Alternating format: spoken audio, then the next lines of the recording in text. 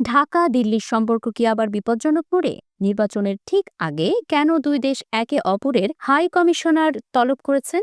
আর হঠাৎ করে seven sisters issue সামনে এলোই বা কেন? এই উত্তেজনা কি কেবল কূটনৈতিক, নাকি এর পেছনে আছে গভীর রাজনৈতিক চক্রান্ত? ২০২৪ সালের জুলাই অভ্যুত্থানের পর ক্ষমতাচ্যুত শেখ হাসিনা ভারতে আশ্রয় নেন। বাংলাদেশ একাধিকবার তার প্রত্যর্পণ চাইলেও দিল্লির পক্ষ থেকে এখনো কোনো ইতিবাচক সাড়া আসেনি। এরই মধ্যে ইনকিলাব মঞ্চের মুখপাত্র শরীফ ওসমান হাদির ওপর হত্যাচেষ্টার ঘটনায় অভিযুক্ত শুটার ভারতে পালিয়েছে এমন অভিযোগ ওঠে। বাংলাদেশ কূটনৈতিকভাবে অভিযুক্তকে ফেরত চাইলেও এর পাল্টা হিসেবে ভারত জানায় বাংলাদেশের নিরাপত্তা পরিস্থিতি নিয়ে তাদের গভীর উদ্বেগ।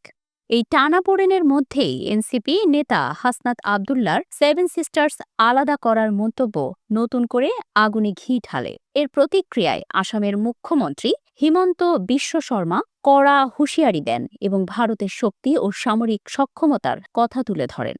প্রশ্ন হলো, এমন স্পর্শকাতর মন্তব্য নির্বাচনের আগে কেন? এটি কি ব্যক্তিগত রাজনৈতিক বক্তব্য, নাকি অনিচ্ছাকৃতভাবে বাংলাদেশকে কূটনৈতিক চাপে ফেলার ফাঁদ?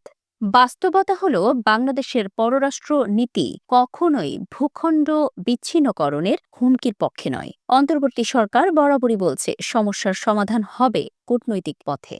তাহলে হঠাৎ করে এমন বক্তব্য কারা লাভবান হচ্ছে? নির্বাচন কি প্রশ্নবিদ্ধ হচ্ছে? আন্তর্জাতিক অঙ্গনে কি বাংলাদেশকে অস্থিতিশীল দেখানোর চেষ্টা, নাকি আঞ্চলিক রাজনীতিতে নতুন চাপ তৈরির কৌশল? এই প্রশ্নগুলোর উত্তর এখনও অস্পষ্ট।